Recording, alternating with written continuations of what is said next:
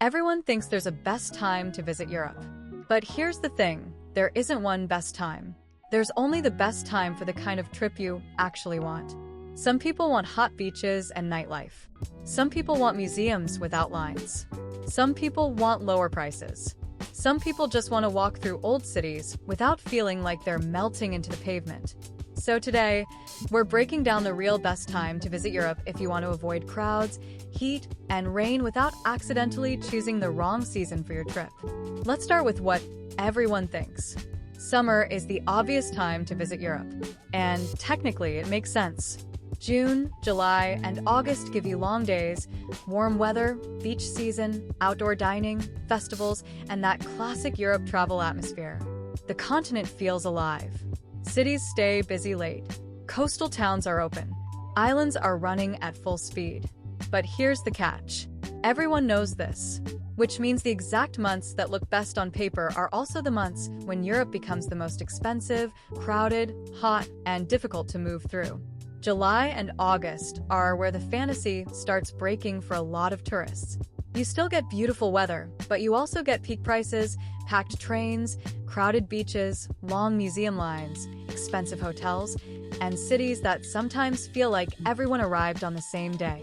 Places like Rome, Paris, Barcelona, Venice, Santorini, Dubrovnik, and the Amalfi Coast can still be amazing, but they are not effortless. You're visiting the destination at maximum pressure. The heat is the part many people underestimate most. A lot of travelers still imagine Europe as pleasantly warm in summer. That can be true in some places, but it's not the full picture anymore. Southern Europe can get seriously hot, especially in Spain, Italy, Greece, Portugal, and parts of France. And heat changes the whole trip. Walking all day feels different. Old cities with stone streets feel different. Waiting outside feels different. A beautiful city can still be beautiful and completely exhausting at the same time. So if the goal is avoiding heat and crowds, July and August are usually the months to be careful with. That doesn't mean they're bad. If you want beaches, nightlife, island energy, and full summer atmosphere, they can absolutely work. But if you want relaxed cities, easy movement, lower prices, and more breathing room, peak summer is often the wrong answer. It gives you Europe at its most alive, but also at its most crowded and expensive. Now here's where the smarter answer starts. May, early June, September, and early October. These are usually the months that make Europe feel more balanced. The weather is still pleasant in many places, but the pressure is lower. Prices are often better than peak summer. Cities feel more usable. Restaurants are easier. Trains are less stressful. You can still get warm days, but you're not fighting the worst combination of heat and crowds. This is why experienced travelers often love shoulder season. They're not chasing the hottest version of Europe. They're chasing the version that actually feels better to travel through. May is one of the best months if you want Europe before the machine fully turns on. Southern Europe is already warming up, cities feel lively, and the crowds are usually much easier than in July. The trade-off is that beaches may not feel fully summer-ready everywhere yet, especially if you want guaranteed swimming. But if your trip is more about cities, food, culture, walking, trains, and scenery, May can be one of the smartest choices of the year. Early June is the month that tricks people because it still feels like a good deal in many places, but it's already moving toward peak season. The weather is warmer, the days are long, and a lot of summer infrastructure is open. But crowds are rising fast. Prices are rising too. Early June can be excellent if you want a summer feeling without the full July and August chaos. Late June is different. By then, Europe is getting much closer to the peak season experience. September might be the best overall compromise for many travelers. The worst summer crowds start thinning out. The sea is still warm in many Mediterranean destinations, and the weather often remains pleasant without the same intensity as August.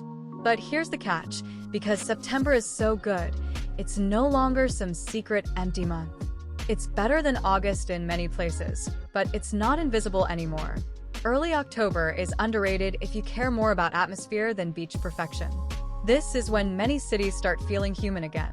The weather can still be comfortable, especially in Southern Europe, but the extreme summer pressure is mostly gone. It's a great month for places like Italy, Spain, Portugal, Greece, Croatia, and France if your priority is walking, food, culture, scenery, and fewer crowds. The trade-off is less certainty. Days are shorter. Rain becomes more possible.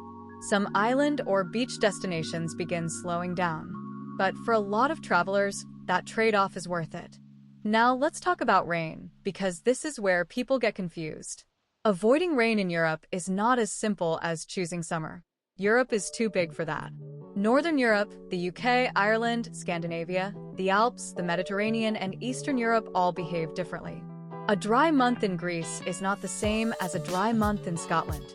A pleasant month in Paris is not the same as a pleasant month in Lisbon. That's the mistake. People ask for the best time to visit Europe as if Europe has one climate. It doesn't. If your goal is the lowest chance of rain in Southern Europe, summer is usually stronger, especially around the Mediterranean. But that comes with heat and crowds. If your goal is comfortable city travel, shoulder season is often better, even if you accept a bit more weather uncertainty. And honestly, a little rain in May or October may be a better deal than standing in extreme heat with thousands of tourists in August. That's the trade-off most people don't calculate correctly. Winter is the opposite problem. December, January, and February can be cheaper and much less crowded in many cities, but you're trading away daylight, warmth, and that classic outdoor Europe feeling. Some places become magical in winter, especially around Christmas markets and alpine regions. But if your dream is warm evenings and Mediterranean beaches, winter is obviously not your season. It works best for travelers who care about museums, food, architecture, lower prices, and fewer crowds more than sunshine. Common mistake: thinking the best weather is automatically the best trip. It isn't. The best weather often brings the worst crowds and highest prices. Another mistake is choosing the cheapest month without understanding what you lose. Cheap winter flights are great until you realize the trip you wanted was outdoor cafes, beaches, and long evenings. And the biggest mistake is treating Europe like one destination. The best month for Greece is not automatically the best month for the Netherlands. The best month for Paris is not automatically the best month for the Alps.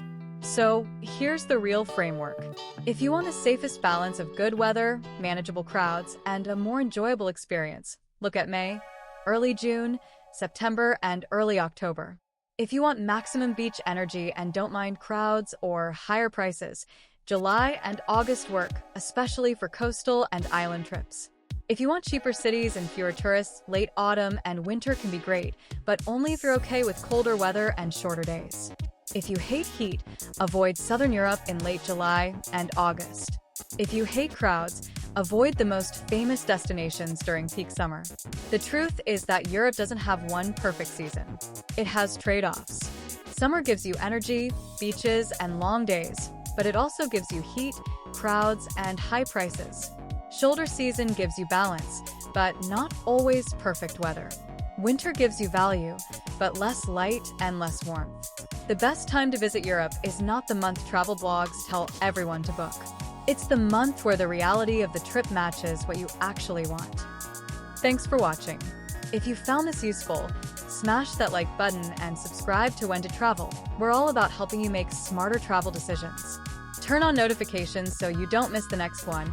And hey, if you think your friends need this, share it. Comment below with your next destination or your biggest travel question.